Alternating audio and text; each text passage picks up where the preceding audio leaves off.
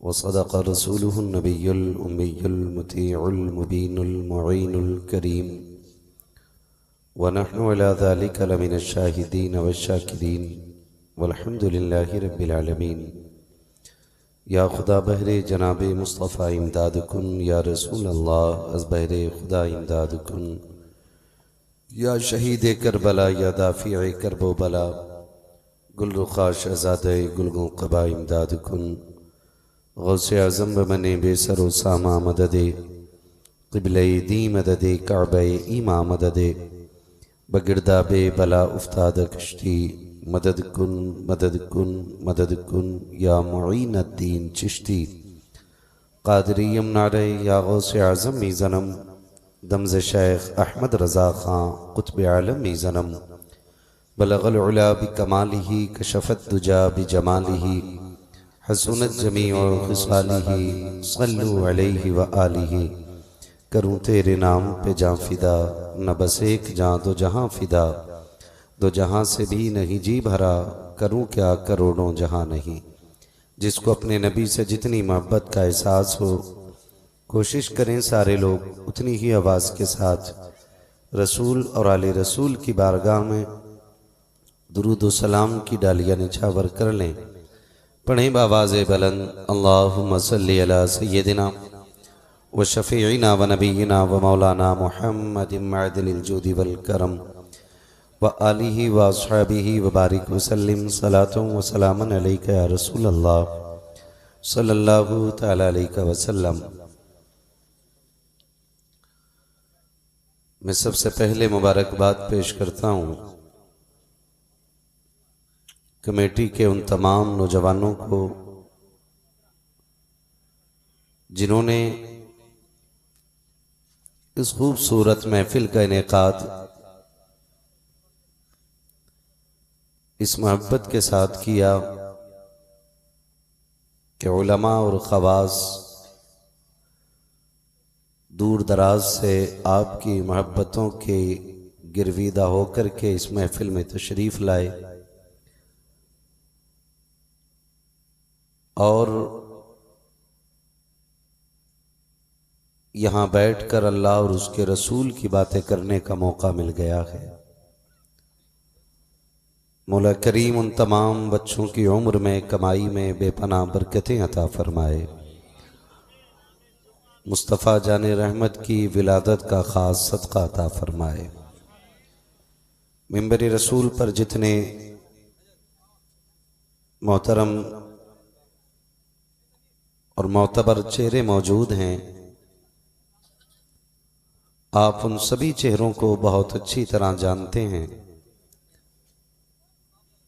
सरे फहरिस्त नकीब अहले सुन्नत नाशिर मसलक आला हज़रत बरादर गिरामी हज़रत अल्लामा मौलाना कफ़ील अंबर साहब क़िबला, जो पूरे हिंदुस्तान के अंदर अपनी मुनफरिद नकाबत और अपनी बेबाकी के हवाले से जाने और पहचाने जाते हैं, आज अपने ही बस्ती के जलसे में नकीब भी हैं, मेज़बान भी हैं। इन्हीं की दावत मोहब्बत पर आज आपसे मुलाकात का शरफ हासिल हुआ। दुआ है मौला करीम कफ़ील अंबर भाई को दिन दूनी रात चौगनी तरक्कियां अता फरमाए। मद्दाह खैरुल अनाम शायर अहले सुन्नत जनाबे मोहतरम सैफ रज़ा कानपुरी साहब क़िबला और सैयद हैदर अली साहब क़िबला, इन दोनों खूबसूरत लहजों से आपने हुजूर की नातें मुलाहिज़ा फरमाई। और जनाब मोहतरम आकिब रज़ा इलाहाबादी, ये वो खूबसूरत लहजा है जो पूरे हिंदुस्तान में अपनी खूबसूरत आवाज़ से इलाहाबाद शहर की नुमाइंदगी कर रहा है, उनसे भी आपने हुजूर की नाते मुलाहिज़ा फरमाई। यकीनन ये महफिल की मकबूलियत की एक ज़मानत है कि सुई 1:30 बजे के पार जा रही है घड़ी की, लेकिन मुझे आपके चेहरों से अभी नहीं लग रहा है कि आप थक गए हैं। मैं उन मोहब्बतों का शुक्रगुजार हूं जिन्होंने कफील अंबर साहब को इतना मजबूर किया कि इन्होंने जबरदस्ती आपकी तारीख लिखी और लाने ले जाने का पूरा सेहरा भी अपने सर रखा।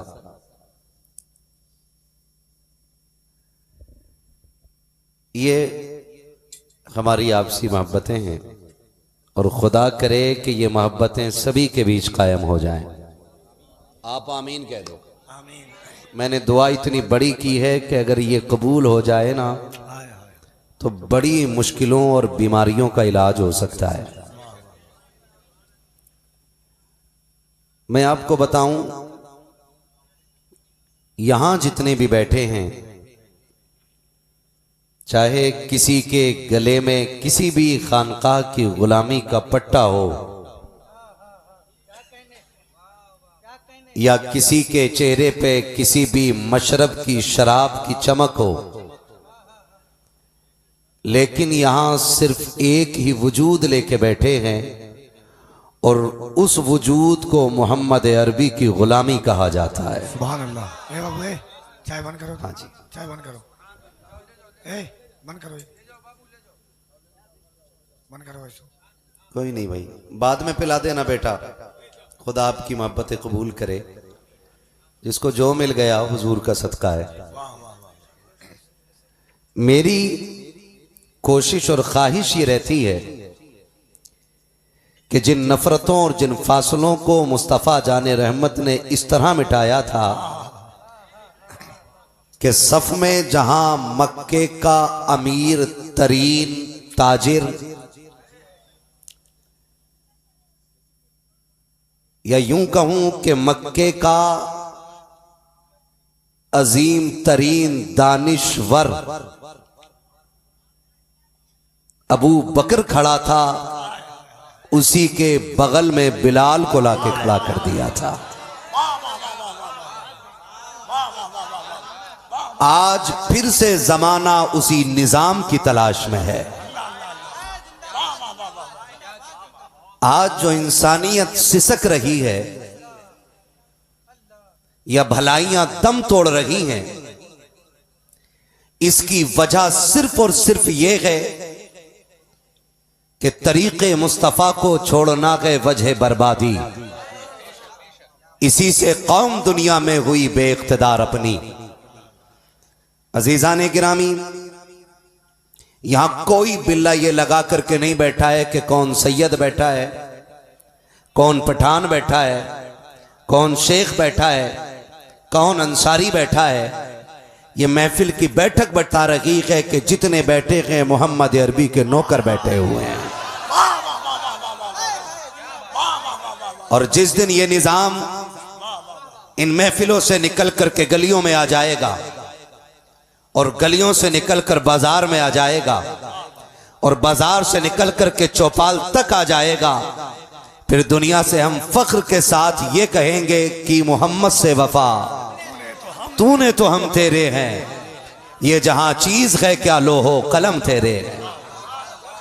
आज माफ कीजिएगा, कई सारी चीजों ने मोहम्मद अरबी की उम्मत के पैरों में बेड़ियां डाल दी। मैं वो बातें कहने के लिए जा रहा हूं शायद जो बहुत से लोगों को हजम ना हो, लेकिन मुझे इस बात से कोई सरोकार नहीं कि कुछ अब सुन रहे हैं, कुछ यहां सुन रहे हैं, कुछ घर सुन रहे होंगे, कुछ आज सुन रहे हैं, कुछ कल सुनेंगे। और जब तक लोग कोशिश करेंगे इस सोशल मीडिया के दौर में आखिरी सांस तक इन बातों को सुना जा सकता है, मैं सिर्फ इतना कहना चाहूंगा कि ये नफरतों की दीवारें गिरा दो, ये फासले खत्म कर दो। अगर हसब नसब में कोई बरतरी होती तो खुदा की कसम कामयाबी का मैयार तकवा नहीं बनाया जाता, रब की महबूबियत का मैयार तकवे को करार नहीं दिया जाता। कुरान यह ऐलान कभी न करता कि खुदा के नजदीक सबसे ज्यादा वो बंदा पसंदीदा है जो तुम में सबसे ज्यादा मुत्तकी है। लेकिन माफ कीजिएगा, जो नफरतों की दीवारें मेरे महबूब ने गिराई थी वो हमने फिर से खड़ी कर दी हैं। मुझे तो कभी कभी हैरत होती है, अभी कुछ दिन पहले अखबार में खबर शाये की गई कि एक बस्ती के मेन रास्ते के बीच में दीवार खड़ी कर दी गई और उस दीवार की वजह सिर्फ ये थी, दोनों कौमें कलमा पढ़ने वाली हैं, दोनों कौमें मोहम्मद अरबी की गुलामी का दावा करने वाली हैं। कफील भाई, वो दीवार इसलिए खड़ी की गई कि इस जानिब से एक कौम गुजरे और इस जानिब से सिर्फ दूसरी कौम गुजरे। मैं ये नहीं जानता कि जब ये फासलों की दीवारें खड़ी होती हैं तो आपके दिल पे क्या गुजरती है, आपके मुखिया के दिल पे क्या गुजरती है, आपका प्रमुख, आपका चेयरमैन क्या कहता है। लेकिन जब उम्मत के बीच दीवारें खड़ी होती होंगी तो खुदा की कसम मोहम्मद अरबी के दिल पे बड़ी तकलीफ गुजरती होगी।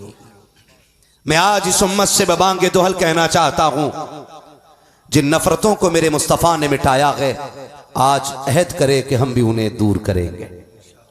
करेंगे इंशाअल्लाह, करेंगे इंशाअल्लाह। कुछ लोग नहीं बोल रहे हैं, अगर नहीं बोल रहे हैं और घमंड अपने नसब पे, तो जेब में रख के मरना अपने शजरे को। तराजू तक, और तराजू नहीं मीजान तक, मीजान क्या हौज़े कौसर तक तुमसे तुम्हारी जात नहीं पूछी जाएगी। अगर पूछा जाएगा तो मोहम्मद अरबी से रखा गया रिश्ता पूछा जाएगा, उनसे गुलामी का रिश्ता पूछा जाएगा। अगर आपको घमंड अपने अमीर होने पर, तो रखो अपने बैंक बैलेंस और अपनी किताबें अपनी जेब में, मत इंतजार कर कब्र का, चल मेरे साथ में तुझे कब्रिस्तान दिखाऊं, वहां पे कब्रों के नजारे करना। कुछ टूटी कब्रें मिलेंगी, कुछ बैठी कब्रें मिलेंगी, कुछ कब्रों में तख्ते नजर आते होंगे, कुछ में हड्डियां और कफन नजर आती होंगी। उनसे जाकर के पूछना, क्या तुम लावारिसों की कब्रें हो? क्या तुम्हारी औलाद न थी, या तुम्हारी जायदाद न थी? क्या तुम दौलत के वारिस न थे? क्या तुम बैंक बैलेंस के मालिक न थे? उन कब्रों से आवाज आएगी, नादान, हमें भी ये खुमार था, हमें भी ये गुरूर था कि दौलत वाले कामयाब होते गए, पैसे वाले कामयाब होते गए, बड़े नसब वाले कामयाब होते गए, लेकिन कब्र में आए तो ये पता चल गया कि कब्रिस्तान आकर के यहाँ दुनिया का सिक्का नहीं, मोहम्मद अरबी की गुलामी का सिक्का चला करता है। नारे तकबीर, नारे रिसालत, जश्न आमदे रसूल। वाह वाह वाह वाह वाह वाह। ये फासले खत्म करने थे, लेकिन हमें तो गुरूर बहुत है, माफ कीजिएगा। दौलत आनी जानी है, दौलत, जोर से दौलत आनी जानी है। ये कभी किसी की सगी नहीं हुई है, इसे आने में देर लगती है, जाने में देर नहीं लगती है। अगर फिर भी हमें ये गुमान है ना हम पैसे वाले, तो जा कभी रात के सन्नाटे में कब्रिस्तान के किनारे खड़े हो और जाके देख तख्तियां किस किस के नाम की लगी रह गई हैं, कितने मिट्टी में मिल गए हैं। माफ कीजिएगा, आज भी कब्रें खोदी जाती हैं ना, तो कई कब्रों में सर की हड्डी निकलती है, किसी कब्र के अंदर पैर की हड्डी निकलती है। लोग कहते हैं यहाँ तो हम एक सदी से देख रहे हैं, कोई कब्र का निशान नहीं है। आपको क्या लगता है कि मिट्टी के अंदर लोगों के नामों निशान तुम्हारे बाकी रह जाएंगे? अगर आप बड़े नस्ब वाले हो, आप पठान हो, आप तुर्क हो, तो क्या लगता है कि आपके नाम की तख्ती को जमाना संभाल के रखेगा? नहीं, खुदा की कसम, जाओ तो कब्रिस्तान सारा गुरूर खाक में मिल जाता है और फटी कब्रें कहती है हुए नाम वर बेनिशां कैसे कैसे, जमी खा गई आसमां कैसे कैसे। जाकर के देखो। और माफ कीजिएगा अगर जुमला सख्त हो जाए तो, मगर मैं भी क्या करूं, मेरी ड्यूटी थोड़ी ऐसी है। मैं आपके साथ बिल्कुल भी ये कोशिश नहीं कर सकता कि थोड़ी चापलूसी कर जाऊं। कफील भाई मेरे भाई भी हैं, दोस्त भी हैं। मैं ये नहीं सोचूंगा कि यार इन्होंने बुलाया है तो वो मीठी बात ना कर जाऊं कि सारे जन्नती एक बार में हो जाएं। दुख होता है, इतना दुख होता है, माफ कीजिएगा। कबीले और बिरादरियां ऊंच नीच के लिए नहीं बनाए गए थे। ऊंच नीच के लिए ये तो इसलिए बनाए गए थे लितारफू, ताकि तुम पहचाने जाओ, तुम्हारी शनाख्त आसान हो जाए। अगर एक नाम के 4 बंदे हैं तो उन्हें पहचानने में आसानी हो। लेकिन हमने क्या किया, हमने क्या किया, माफ कीजिएगा बड़ी कड़वी बात कहने जा रहा हूं। बेटियां बूढ़ी हो गई, बिरादरी में रिश्ते नसीब नहीं हुए। इसका हिसाब दो पाओगे रब की बारगाह में। आपके बच्चे अगर जवान हो रहे हैं और आप वक्त पे शादी नहीं कर रहे हो और उनसे गुनाह हो जा रहा है तो मुजरिम औलाद नहीं होगी, सिर्फ हिसाब मां बाप को भी देना पड़ेगा। यहां खाली बिरादरी मिलाते रह गए और बिरादरी में भी लेवल मिलाते रह गए, बिरादरी में बराबरी का नहीं मिल रहा है। वो देख बेटी 28 साल की हो गई है और तू नाक की खातिर बरादरी ढूंढता रह गया है, बराबरी ढूंढता रह गया है। तुम्हें गैरत क्यों नहीं आती है? बेटियों के जज्बात के साथ ऐसा सितम क्यों करते हो? बेटे होते हैं जो बाप से कह जाते हैं बेटियां 28 साल की हो गई है, 30 साल की हो गई है, अपना दर्द किससे जाके कहें, अपने दिल की बात किससे जाके कहें। अगर बेटी गलत कदम उठा जाती है तो दुनिया ताने दे के मार देती है, फला की बेटी बेगैरत हो गई है। मैं कहता हूं बेटियां बाद में बेगैरत होती है, कौम पहले बेगैरत हो जाती है। अगर तुमने सही फैसले सही वक्त पे किए होते तो बेटियां बेगैरत नहीं होती। तुम तो बिरादरी से राशि मिलाते रह गए। नहीं जी, पठान है तो दामाद भी पठान चाहिए, तुर्क है तो दामाद भी तुर्क चाहिए, अंसारी है तो दामाद भी अंसारी चाहिए,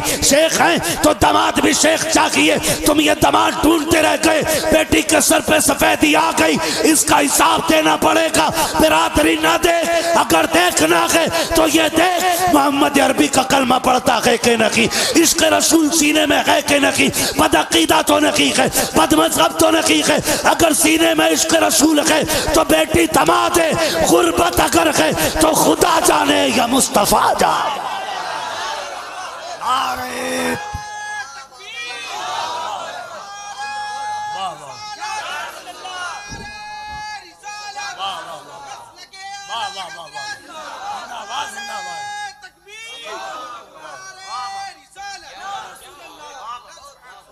सारी 12वीं में आए बैठे ना, सारे 12वीं की महफिल में बैठे, सारे बैठे। इधर वाले नाराज लग रहे हैं थोड़े से। बच्चे जवान हो जाएं, रिश्ते करने में जल्दी करो, बेटी हो या बेटा, जल्दी किया करो। और रिश्ते इतने मुश्किल हो गए, इतने मुश्किल हो गए कि बेटियों के सर पे सफेदी आ गई लेकिन हाथ पीले नहीं हो रहे। तवज्जो है ना? बहुत गौर से मेरी बात सुनिएगा। बहुत मुश्किल हो गए रिश्ते। आज रिश्ता करना इतना मुश्किल हो गया है कि लड़की देखने के लिए 2-2, 3-3 गाड़ियों में भर के जा रहे हैं लोग, हाँ, देखने के लिए। और नाक तक लड़की वाले के घर खा के आके 3 दिन बाद कहते थे लड़की समझ में नहीं आई। एक बाप का फोन आया, कफील भाई, उसने कहा कि दुआ करें बेटी का रिश्ता हो जाए। मैंने कहा कोई पैगाम नहीं आता? कहा पैगाम भी आता है, लोग देखने भी आते हैं। कहा इतने लोग देख के जा चुके हैं कि उन्हें सिर्फ नाश्ता कराने में मैं लाखों का कर्जमंद हो गया हूं। बिल्कुल तल्ख हकीकत है मुफ्ती साहब, लाखों का कर्जमंद हो गया हूं सिर्फ रिश्ता देखने के लिए।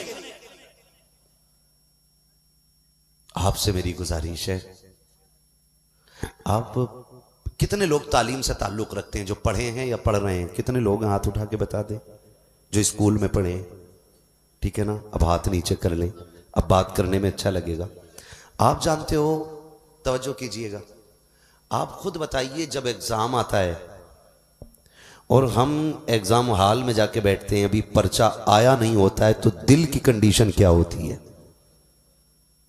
धड़कनें बढ़ जाती हैं, पता नहीं सवाल क्या क्या होंगे।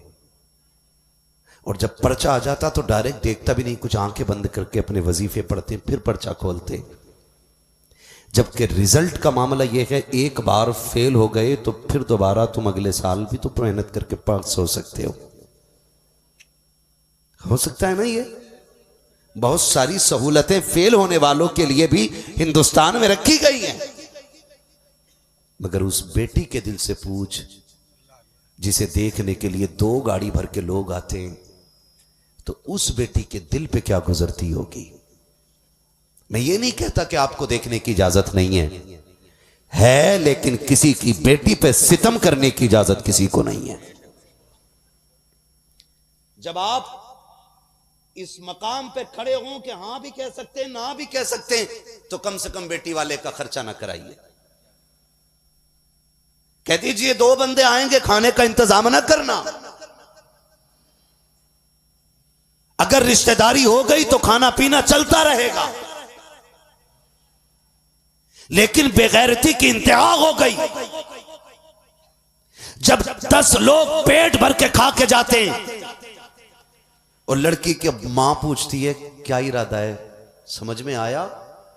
तो सास कहती है कि मैं घर जाके बताऊंगी। लड़के की मां, घर जाके बताऊंगी, घर जाके बताऊंगी। जब ये बात लड़की की मां कहती है ना, तो खुदा की कसम बिजलियां गिर जाती हैं दिल पे, बिजलियां। बेटी सोचती है क्या जवाब आएगा। 3 दिन के बाद जवाब आता, जी रिश्ता हम नहीं कर सकेंगे। कहा क्यों? कि तुम्हारी लड़की का कद थोड़ा कम है। ये वो औरत बात कर रही है कि जो सर से लेकर पैर तक खानदान की बदनामी का सबब है, वो किसी की बेटी में ऐब निकाल रही है। जिसका अपना वजूद जमीन पे बोझ है, वो कहती है आपकी बेटी का कद समझ में नहीं आया। गैरत कर, शर्म कर, कम से कम किसी की बेटी के वो थप्पड़ ना मारो कि जिसका दर्द कयामत तक बेटी महसूस करती रहे।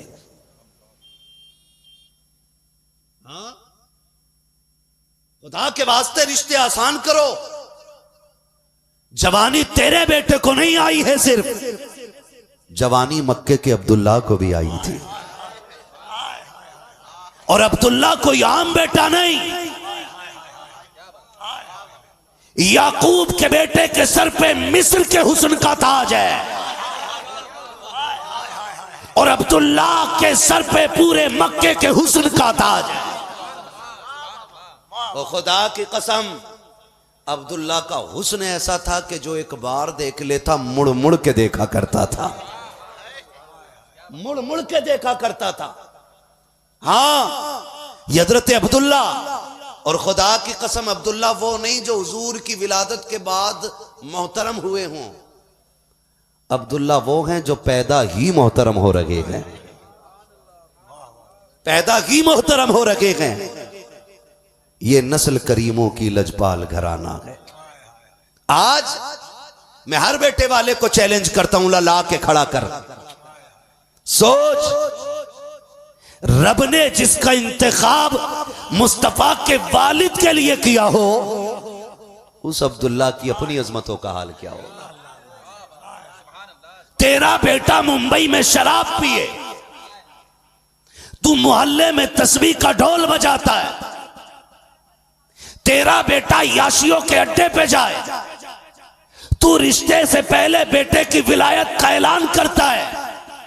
और अब्दुल्ला वो है जिसकी अजमतों का ऐलान विलादत से पहले होने लग गया था। वही अब्दुल्ला। कौन अब्दुल्ला? जो मक्के में पैदा हो रहे हैं। हजरत अब्दुल मुत्तलिब के आंगन में पैदा हुए। यहूदियों में शोर मच गया, शोर मचा यहूदियों में। बड़े बड़े उनके जो मौलवी थे चीख गए, क्या बात है? कहा वो आ गया गए जिसके घर में मोहम्मद अरबी का वजूद आने वाला है। कहा तुम्हें कैसे पता? कि किताबों ने जिन सितारों की निशानदही की थी, आज उन्होंने जगह बदल दी है। आज उन्होंने जोर से आज उन्होंने जगह बदल दी है। ये यहूदियों में शोर था। कहा कौन आ गया कि जिसका नाम अब्दुल्ला के वो आ गए हैं। कहा कि अगर अब्दुल्ला आ गए हैं तो अब रसूलुल्लाह भी आएंगे। सारे सर जोड़ के बैठ गए कि कुछ तो करो ताकि नबुव्वत बनी इस्माइल में न जाने पाए। कहा क्या करना? तो जो उनमें सबसे अक्लमंद था उसने कहा अब्दुल्ला का सर काट दो। ना होंगे अब्दुल्ला और ना आएंगे मोहम्मद रसूलुल्लाह। ये प्लानिंग हो गई। कहा काटेगा कौन? का दौलत के लिए बहुत बिक जाते। आज भी लोग चाय पे बिक जाते, एक सिगरेट पे बिक जाते। बिकने वालों के जमीर बड़े सस्ते होते। कहा कि एक किलर है, कीमत दो सर काट लाएगा। किलर समझते हैं ना? जो पैसे लेकर के, हाँ जी, उसे तो मजदूर कहेंगे, काम करने वाला नहीं, मर्डर करने वाला। पैसे दो सर काट लाएगा। उजरत मुकर्रर हुई। उजरत जब बहुत मुकर्रर हुई, बड़े बड़े अमीरों ने कहा यहूदियों के, नसारा के, कहा सुनो तुम्हें एक बच्चे का सर लाना है। कहा इनाम, कहा 100 ऊंट दिए जाएंगे, वो भी सुर्ख ऊंट।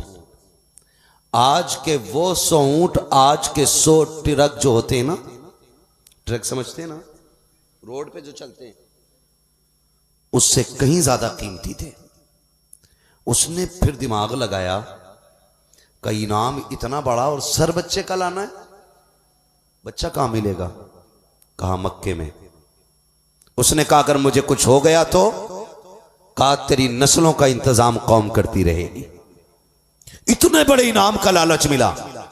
उसने सफर शुरू किया, मक्का शरीफ आ गया।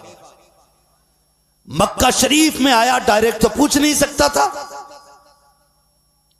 ढूंढते ढूंढते हरम शरीफ तक आ गया। चंद बच्चों के साथ हजरत अब्दुल्ला खेल रहे थे। उसने सारे बच्चों पे निगाह डाली कि कौन बताएगा अब्दुल्ला का पता। उसकी नजर जाके हजरत अब्दुल्ला के चेहरे पे टिक गई। उसकी नजर ने फैसला किया कि इससे ज्यादा अक्लमंद कोई बच्चा नजर नहीं आ रहा है। हजरत अब्दुल्ला को करीब बुलाया और बुला के कहने लगा बेटे मक्के के रहने वाले हो? कहा हां। कहा मैं एक काम से आया हूं। हजरत अब्दुल्ला ने सर से लेकर पैर तक देखा।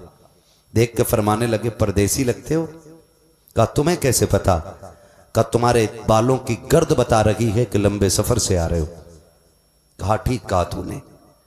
कहा क्यों आए हो? कहा बेटे काम है, मुझे एक बच्चे का पता चाहिए। कहा कौन बच्चा? कहा कि अगर राज को राज रखो तब बताऊं मैं।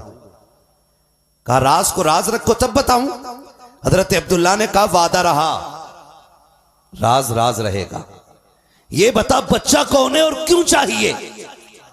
अब जब इतनी बात कही, उस यहूदी ने कान करीब करके कहा इधर आइए, मुझे अब्दुल्ला बच्चा जो है उसका सर चाहिए, मैं उसका सर लेकर के जाना चाहता हूं। हजरत अब्दुल्ला ने कहा अच्छा क्या करोगे सर ले जा करके? कहा मेरी कौम ने मुझे उसका सर लेने के लिए भेजा है। हजरत अब्दुल्ला इतना सुनते हैं खामोश हो जाते हैं। उसने कहा बच्चे अब तू अपना वादा पूरा कर, मुझे बता अब्दुल्ला कहां मिलेगा? आपने फरमाया ठहरो तो सही, परदेसी लगते हो, थके हारे हो, होठ की खुश्की बता रखी है कि प्यासे भी हो, चेहरे का उतरना बता रहा है कि तुमने कुछ खाया नहीं है। ये कह के उसको हकीम काबा की दीवार से लगा के बैठाया है। खुद तशरीफ लेकर के आए हैं, अपने घर से एक प्याले में खजूरें ली हैं, दूसरे प्याले में पानी लिया है, ला करके अपने कातिल को खिला रखे हैं, पिला रखे हैं। जब सैराब और शिकम सैर हो जाता है, उसने कहा बच्चे अब तो बता दे अब्दुल्ला कहां मिलेगा? हजरत अब्दुल्ला ने कहा था क्या करोगे बच्चे का सर ले जा करके? कहा मेरी कौम मुझे इनाम से नवाजेगी। हजरत अब्दुल्ला ने कहा था यह भी तो हो सकता है वो बच्चा खानदान की आंखों का तारा हो, यह भी तो हो सकता है कि बच्चे को खानदान देख के मुस्कुराता हो। क्या तुझे नहीं लगता है कि जब तू बच्चे का सर लेकर के जाएगा तो माँ बाप की जिंदगी मुश्किल हो जाएगी? आने वाले ने कहा था वादा न तोड़, सुना के मक्के वाले जबान के पक्के होते हैं, तू वादा कैसे तोड़ सकता है? हजरत अब्दुल्ला ने कहा था सुन अगर तुझे सर चाहिए, अपना कदम आगे बढ़ाया, कल मेरा सर लेकर के चला जा। उसने कहा प्यारे इतना तो मैं भी जानता हूँ, मैं तेरा सर क्यों लेकर के जाऊंगा, तू तो वो है जिसने मुझे पानी पिलाया है, जिसने मेरा पेट भराया है। हजरत अब्दुल्ला ने कहा था जिसकी तुझे तलाश है वो कोई और बच्चा नहीं बल्कि मैं की अब्दुल्ला हूँ। इतना सुना चीख मारी है, तलवार निकाली कदमों पे रखी, कहने लगा माफ कर दो। आपने फरमाया ऐसी भी क्या जल्दी है, कहा सुनो मैं सर लेने आया था, दिल दे के जा रहा हूँ। कहा किस लिए, कहा समझ गया हूँ अगर अब्दुल्ला का किरदार ऐसा है तो मोहम्मद रसूलुल्लाह का किरदार कैसा हो।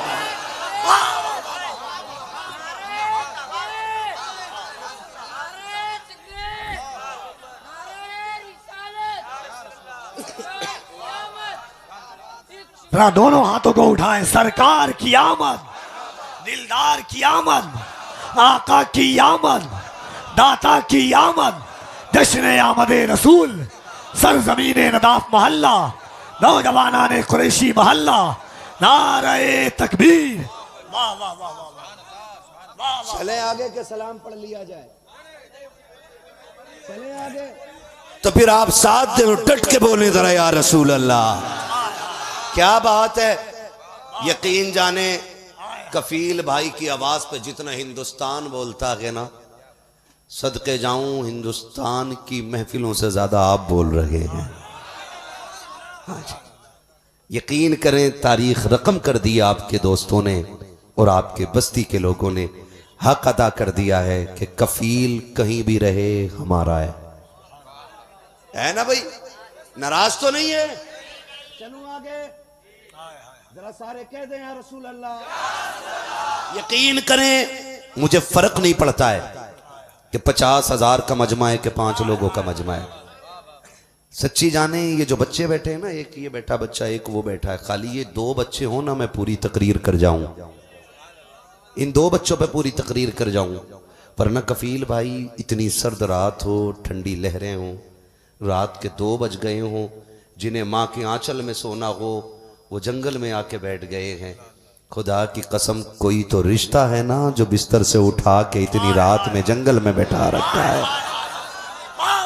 कोई तो चाहत है ना, कोई तो कशिश है जिसने सोने नहीं दिया है। मैं अगर इन्हीं बच्चों से पूछ लूं ना क्यों बैठे हो, खुदा की कसम तो बच्चे कहेंगे सुनो लोग अपने अपने नजरिए की बात करते हैं, हम तो इसलिए बैठे हैं सुना के आप हर आशिक के घर तशरीफ लाते हैं, मेरे घर में भी हो जाए चरागा या रसूल, मेरे घर में भी हो जाए चरागा। खड़े हो जाए, मोहब्बतों के साथ इस्तकबाल कर लें शहजादे हुजूर शेर बिहार, नाशिर मसलक आला हजरत, मशाइखीन किराम की अज़मतों की यादगार हज़रत अल्लामा मुफ्ती अरशद रज़वी साहब क़िबला की आमद है। इंशाअल्लाह चेहरे का दीदार करें। नारे तकबीर, नारे रिसालत, शहजादे हुजूर शेर बिहार। आने दे, ऊपर आने दे, तकरीर सुनना अभी आपको। शहजादे हुजूर शेर बिहार, अताए सरकार मुफ्ती आज़म हिंद, नारे तकबीर, नारे रिसालत, हज़रत अल्लामा मुफ्ती अरशद रज़वी साहब क़िबला, नारे तकबीर, नारे रिसालत। बैठ जाइए आप लोग। सुभान, कैमरे हटा दो, सारे बंद कर लो कैमरे। सुभान अल्लाह, सुभान अल्लाह। बैठ जाइए आप लोग, बैठ जाइए। सुभान अल्लाह। चलूं आगे, नाराज ना हो तो। मुफ्ती साहब, जरा जब मजहबी जलसों में जाता हूँ, बच्चों की बात आई है, बच्चों की जबान पर नबी का नाम देखता हूँ ना, तो ये खुशी होती है कि क्या बताऊं आपको कितना बड़ा दिल हो गया। हाँ, क्या बताऊं आपको कितने बड़े दिल हो गए, मेरे बच्चे या नबी कहने के काबिल हो गए। माशाअल्लाह। मैं हुज़ूर मुफ्ती साहब क़िबला तशरीफ़ फरमाया था, मुफ्ती आज़म हिंद शेर रज़वियत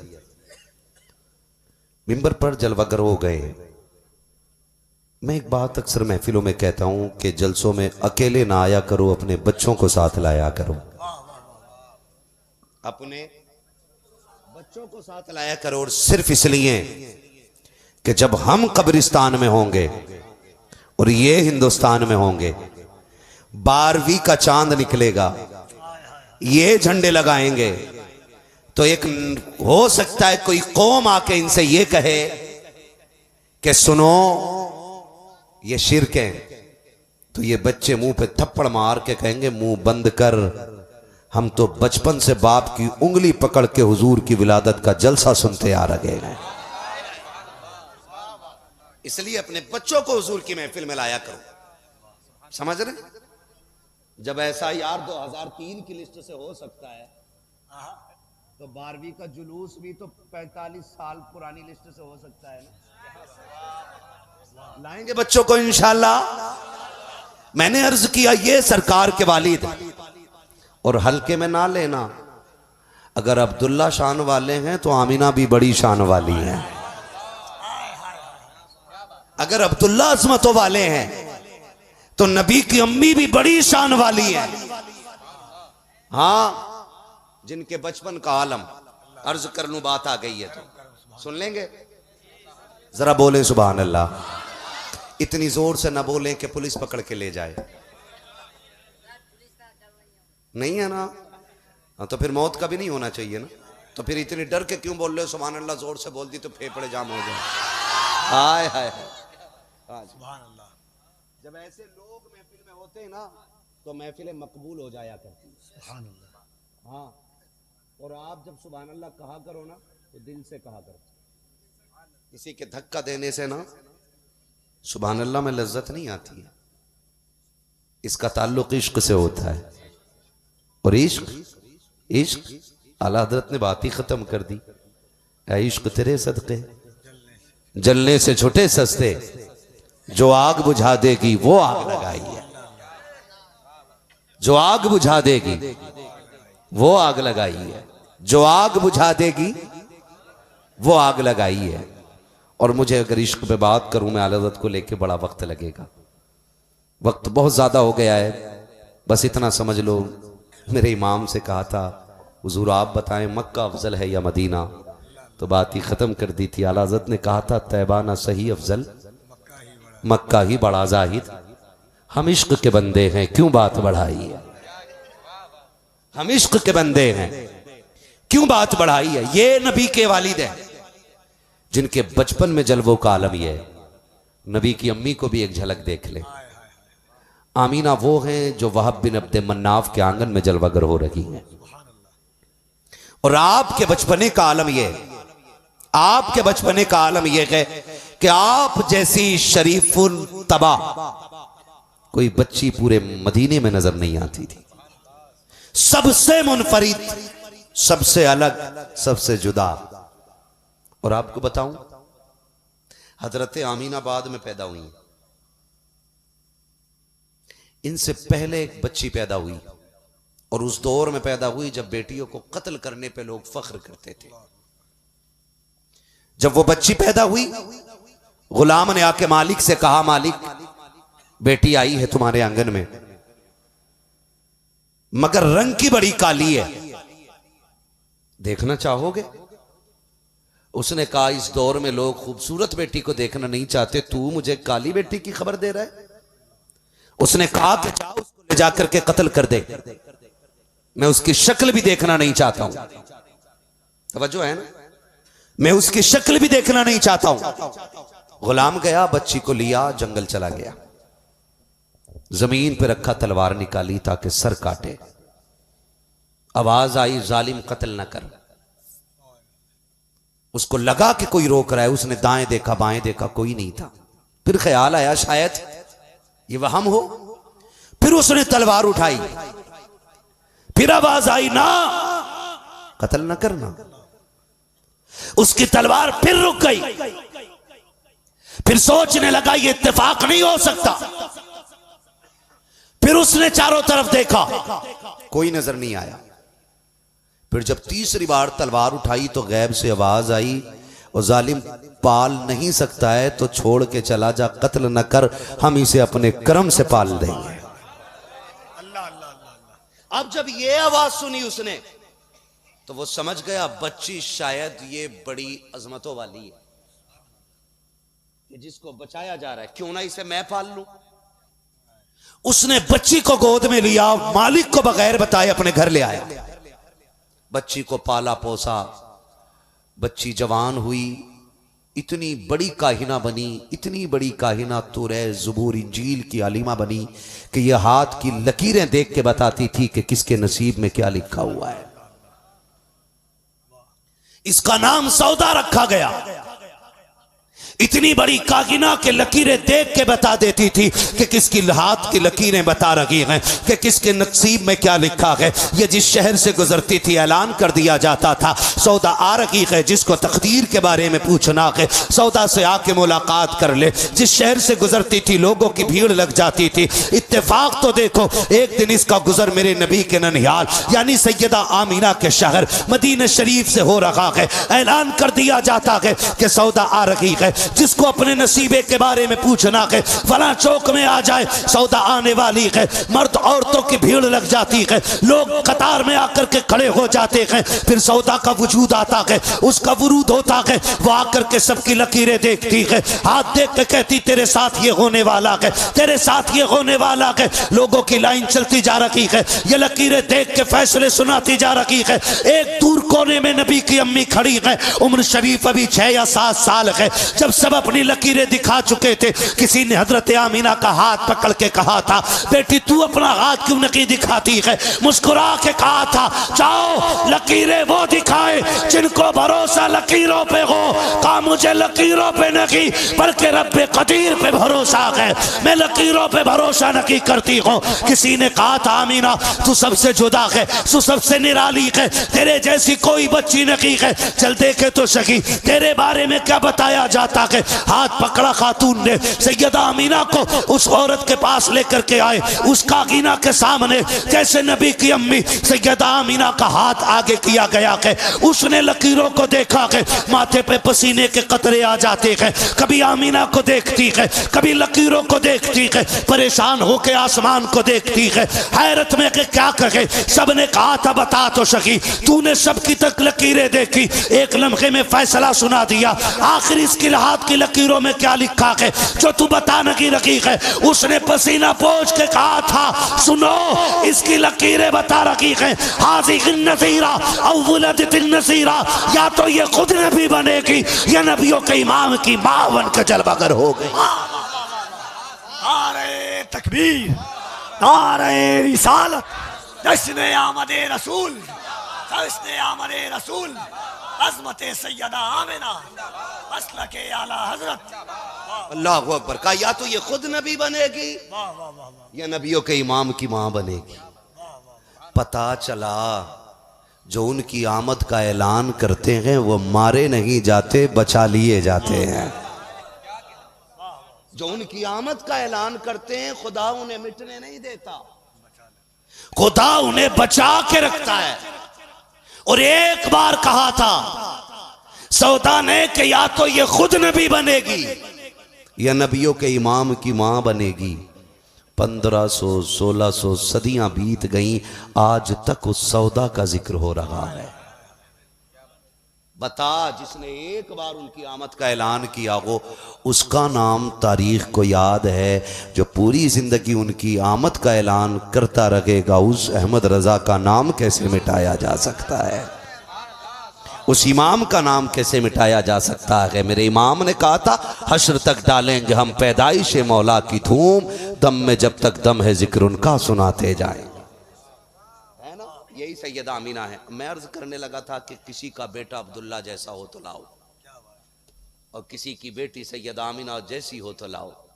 कौन अब्दुल्ला जवान हो गए ना, हजरत अब्दुल मुत्तलिब कहते हैं कि मुझे फिक्र होने लगी, अल्लाह ने बेटा ऐसा दिया है दुल्हन कहाँ से लाऊंगा। कहते एक दिन मैं हरम शरीफ में लोगों की खिदमत करके सो गया, मैंने ख्वाब देखा कि बड़ा खूबरू चेहरे वाला कोई बुजुर्ग आया गया। कहा था अब्दुल मुत्तलिब बेटे के रिश्ते के लिए परेशान हो? मैंने कहा हाँ। का परेशानी खत्म हुई, उठना मदीने जाना, वहाब बिन अब्द मन्नाफ के दरवाजे पे जाना, उनकी बेटी आमीना है उसका रिश्ता अपनी बेटे के लिए मांग लेना। हजरत अब्दुल मुत्तलिब ने कहा था मोहतरम आप हैं कौन? तो उस बुजुर्ग ने कहा था मुझे इब्राहीम खलीलुल्लाह कहा जाता है, मुझे इब्राहीम खलीलुल्लाह कहा जाता है। हजरत अब्दुल मुत्तलिब उठे, मैं बता रहा हूं रिश्ते कैसे होते हैं। हजरत अब्दुल मुत्तलिब उठे, और अपने बेटों को साथ लिया मदीने आ गए। सुबह का वक्त है, वहाब बिन अब्द मनाफ के दरवाजे पे दस्तक हो गई। जैसी दस्तक हुई है ना, मंदक कल बाब, कौन है दरवाजे पे? आवाज आई, मक्के के सरदार आए हुए हैं। हजरत वहाब बिन अब्द मनाफ भी सरदार हैं और हजरत अब्दुल मुत्तलिब भी सरदार हैं। वहाब बिन अब्द मनाफ छोटे सरदार हैं, हजरत अब्दुल मुत्तलिब बड़े सरदार हैं। दरवाजा खोला, अब्दुल मुत्तलिब को देखा तो गर्दन झुक गई। इतने बड़े सरदार मेरे दरवाजे पे? फरमाया क्या मेहमानी की इजाजत नहीं दोगे? तो सरकार आए ना। 3 दिन तक खिदमत की वहाब बिन अब्द मनाफ ने, जो अरब का दस्तूर था। 3 दिन के बाद का अब बताएं कैसे आपने यहां आने की तकलीफ गवारा की। बहुत गौर से सुनिएगा बात। आगे बढ़े और हजरत अब्दुल मुत्तलिब ने अपनी अजमतों वाली चादर को पकड़ा, झोली बनाई और कहा था, अपनी आमिना हमारी गोद में डाल के हमारी इज्जतों में इजाफा कर दो। बेटियों के रिश्ते ऐसे मांगे जाते, ऐसे रिश्ते मांगे जाते हैं। बेटी वालों को जलील करके रिश्ता नहीं मांगा जाता, उनकी जूतियां तोड़वा के रिश्ता नहीं मांगा जाता। आपने झोली फैला के कहा था कि अपनी बेटी हमारी गोद में दे करके हम पे एहसान कर दीजिए। जैसे इतना सुना के हजरत वहाब बिन अब्द मनाफ ने कहा था, अब्दुल मुत्तलिब परेशान क्यों होते हो? आमिना कल भी तुम्हारी थी, आज भी तुम्हारी है, कल भी तुम्हारी रहेगी। हजरत अब्दुल मुत्तलिब ने इतना सुना, इरशाद फरमाया, वहाब बिन अब्द मनाफ सुनो तो बाप कितना की करीब क्यों ना हो, कम से कम दामाद को देखना चाहता के उसके काम के बारे में पूछता के क्या तुम नहीं पूछोगे कि मेरा कौन बेटा है, किसके लिए मैं बेटी का रिश्ता तुम्हारी मांग रहा हूं? वो क्या करता है? हजरत वहाब बिन अब्द मनाफ ने कहा था, अब्दुल मुत्तलिब मुझे पूछने की जरूरत नहीं है। कहा किस लिए? का वजह यह है कि जिसने तुम्हें आकर के मेरी बेटी का पता बताया था, उसी ने मुझे आकर के तुम्हारे बेटे का पता बता दिया। अल्लाहू अकबर। ऐसा कोई दामाद हो तो लाके दिखाओ, ऐसी किसी के घर की बहू हो तो लाके दिखाओ। और हम तो लेवल मिलाते रह गए। बेटियों के बालों पे सफेदी आ गई, वो बूढ़ी हो गई, हमें बिरादरी में रिश्ता ही नहीं मिल रहा। आग लगे ऐसे बिरादरी वाद को जो हुजूर की उम्मत में फूट डालने का सबब बनता है। खाने में तुम्हें बिरादरी दिखाई देती, दावत में बिरादरी दिखाई देती, उठने बैठने में बिरादरी दिखाई देती, तो फिर जनाजों में बिरादरियां क्यों दिखाई नहीं देती हैं? फिर तो चाहते हो कि सारे ही आ जाएं अब्बा के दफन में। किसी भी बिरादरी का हो ऐसा हाथ उठा जाए कि अब्बा फौरन सीधा जन्नत में चला जाए। खुदारा खत्म करें। इन्हीं नफरतों को मिटाने के लिए मेरा नबी मक्के में जलवागर हो रहा है। इन्हीं फासलों को दूर करने के लिए मेरा नबी मक्के में जलवागर हो रहा है। और हजरत अब्दुल्ला और हजरत आमिना का निकाह हुआ, रुखसत होकर घर आ गई। आमने सामने दोनों बैठे हुए, आमने सामने। हजरत आमिना देख के कहती हैं, अब्दुल्ला मैं बड़े नसीब वाली हूं। कहा क्यों? कि रब ने तेरे जैसा शोहर मेरे नसीब में लिखा है। तो घमंड नहीं किया कि मैं काबे के मुतवल्ली का बेटा हूं, मक्के के सरदार का बेटा हूं। पलट के फौरन कहा, आमिना तुझसे ज्यादा नसीब वाला तो मैं हूं। कहा क्यों? कि रब ने तेरे जैसा जोड़ा मुझे अता फरमा दिया है। अगर आज भी मियां बीवी के दरमियान ये मोहब्बतें और इस तरह के जुमले आपस में एक दूसरे की हौसला अफजाई के लिए होंगे तो फिर तलाक़ें नहीं होंगी, फिर बेटियां बेघर नहीं होंगी। और हमारे घरों का हाल क्या है? अगर शोहर ने यह कह दिया कि तू खुश नसीब है, मैं ले आया हूं तुझे, औरत कहती चल मुझे पता ना था कि तुम ऐसे हो, वरना मैं कभी तुम्हारे साथ निकाह की इजाजत नहीं देती। और अगर औरत कोई बात कह दे तो शोहर कह देता डायरेक्ट, सुन औकात में रह, मेरा एहसान मान, मैं तुझे लेके आया हूं। खुदारा घरों में मोहब्बतें पैदा करें, रिश्तों को निभाने के आदी बने। मेरे हुजूर ने 25 साल हजरत खदीजा के साथ गुजारे। कितने साल? कौन है खदीजा? खदीजा वो हैं कि जब हुजूर के निकाह में आई थी तो आपकी उम्र शरीफ 40 साल थी। और मेरे नबी की उम्र शरीफ कितनी थी? सुभान अल्लाह। जो नौजवान बोल गए अल्लाह उनकी उम्र में बरकत अता फरमाए। कितनी? 25 साल मेरे नबी की उम्र शरीफ थी। और हजरत खदीजा की उम्र शरीफ जबकि बेवा रह चुकी हैं 2 बार, उसके बावजूद मेरे नबी ने 25 साल हजरत खदीजा के साथ गुजारे। और खुद मेरे नबी फरमाया करते थे, मेरी खदीजा वो है कि जिसके साथ मैंने 25 साल ऐसे गुजारे कि मुझे कभी आके दरवाजा बजाना नहीं पड़ा था, कभी दरवाजा लॉक करना नहीं पड़ा। मैं जिस वक्त भी आता था मेरी खदीजा मुझे दरवाजे पे नजर आया करती थी। आज माफ कीजिएगा, हमने बेटियों को तरबियत ऐसी दे दी है ना, कह रहे डरियो ना, ससुराल में कोई कुछ कह दे एक फोन कर देना, सबको आके देख लेंगे।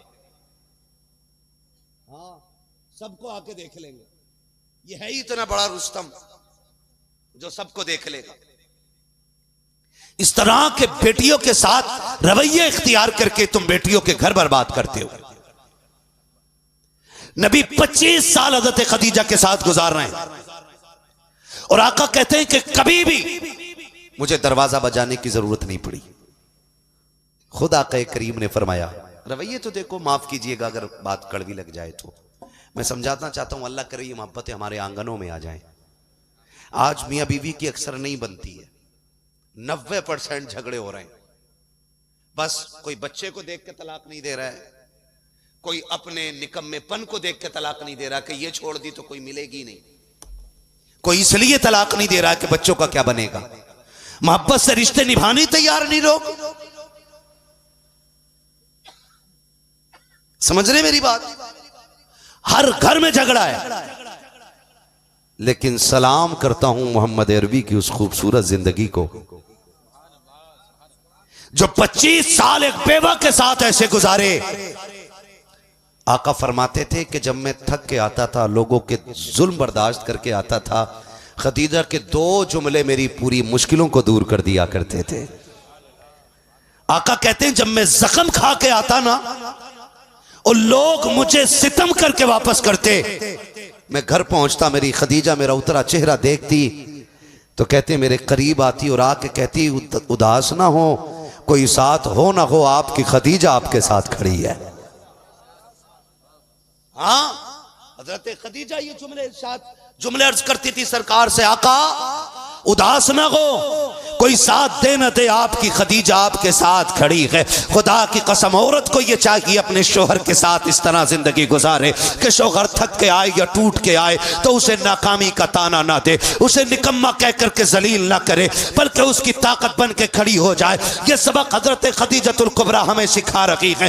तारीख का ये बाब कितना हसीन बाब है। आओ तो शकी जिंदगी कैसे गुजारनी है। खुदा का वास्ता दे करके एक जवान से कहना चाहता हूँ, तुम्हें 12वीं वाले की आमद का वास्ता है, कोशिश कीजिएगा जिंदगी ऐसे ही गुजारो। अल्लाह अकबर। एक दिन मेरे नबी दुनिया वालों के जख्म खा के आए हैं, सर से पैर तक लहू लहू है, कपड़ों पे खून के निशान है, चेहरे पे मिट्टी भी लगी है, लहू भी लगा है। जैसी दरवाजे पे आए हैं, उम्मुल मोमिनीन खदीजतुल कुबरा ने दरवाजा खोला है, आके करीम का हाथ पकड़ा है। अम्मी खदीजतुल कुबरा ने हाथ पकड़ के कहा था, लगता है आज फिर तेरी कौम ने सितम किया है, लगता है फिर मेरे महबूब को सताया गया है। आपने सरकार को ला करके बैठाया, चेहरे की गर्द को साफ किया है, जख्मों को धोया है और उसके बाद कहती है, या रसूल अल्लाह, लगता है कि आपने फाके कई दिन के कर लिए हैं, आपको भूख ने तोड़ दिया है। इतना कह करके अंदर गई है। सरकार फरमाते हैं, मेरी खदीजा एक प्याला लेकर के आई है, उस प्याले में खजूर रखे हैं, दूसरा प्याला लेकर के आई है, उस प्याले में दूध था। मेरी खदीजा लेकर के बैठ जाती है, एक खजूर मेरे मुंह में डालती है, फिर दूध का घूंट पिलाती है। जब आधा प्याला खजूर का हो गया है, सरकार कहते हैं, खदीजा ने हाथ मेरी तरफ बढ़ाया है। मैंने खदीजा का हाथ पकड़ के कहा था, ए मेरी शरीक हयात, ये तो बता दे, मैं तो खा चुका हूं, तूने कब से नहीं खाया है, और मेरी बेटियां कहाँ हैं? कहा सरकार बेटियां सो रही हैं। जब बच्चियों के चेहरे को सरकार ने देखा, आंसुओं के निशान चेहरे पर थे, तब मेरे नबी ने कहा था, खदीजा लगता है बेटियां रोते रोते सो गई है। हाँ सरकार, फाका इतना था था कि बेटियां रोते रोते सोई हैं। मेरे सरकार की आंख में आंसू आए।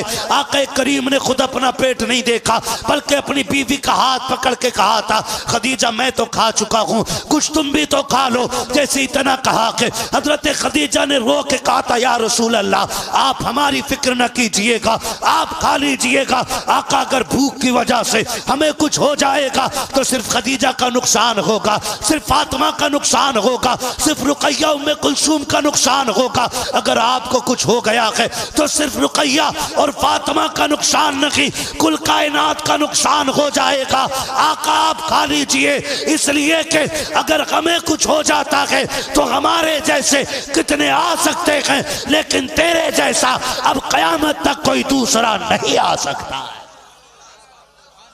खुदा की कसम अगर रिश्ते ऐसे हो जाते हैं तो घर जन्नत बन जाया करते, घर जन्नत बन जाया करते हैं। हमारे रवैये देखे, बीवियां सुन रहे मेरी बात, बीवियां 1 बजे तक खाना नहीं खाती, 2 बजे तक खाना नहीं खाती। क्यों?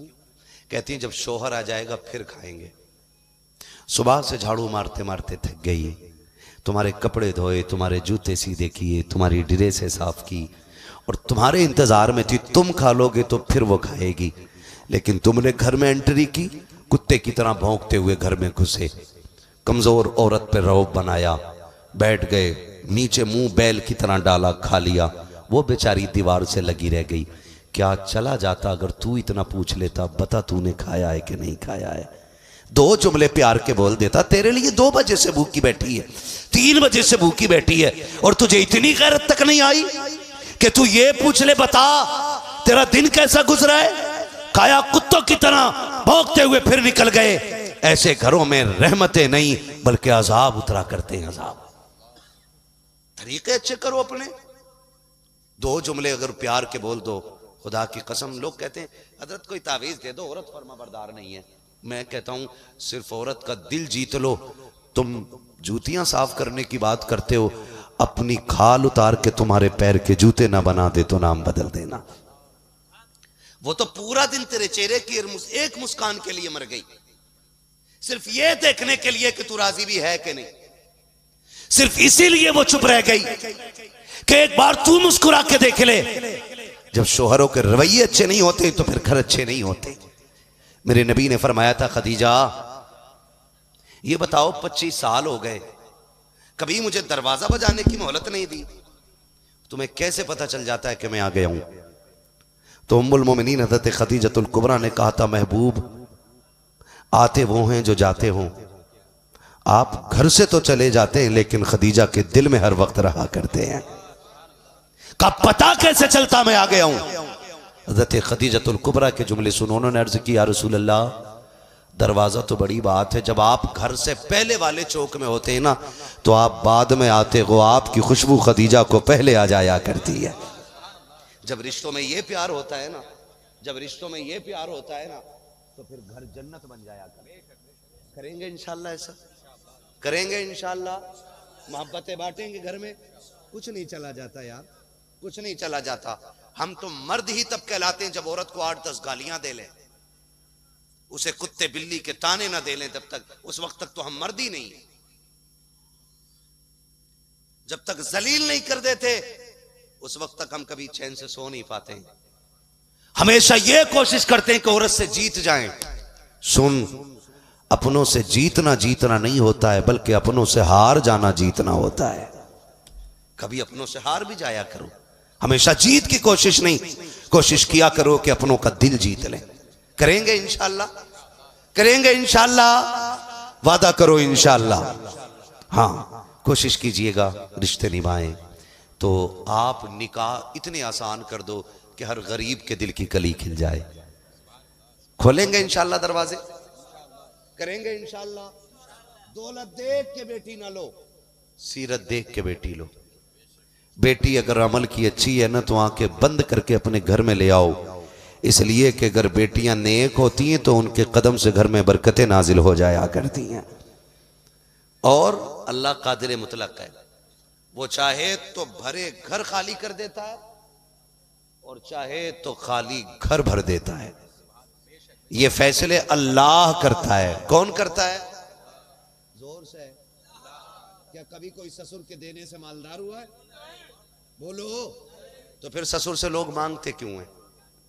समझ में बात नहीं आती है। मांगना है तो अल्लाह से मांगो, हुजूर का वसीला दे के मांगो, सैयदा कायनात के चौखट की खैरात मांगो, और फिर उनके दर की भीख मांग के देखो, अल्लाह ऐसी झोलियां भरेगा कि 7 पुश्तों का गुजारा हो जाएगा। और मेरे इमाम ने रास्ता सीधा बता दिया, वही रब है जिसने तुझको हम अतन करम बनाया, हमें भीख मांगने को तेरा रास्ता बताया। तुझे हमद है खुदाया, तुझे हमद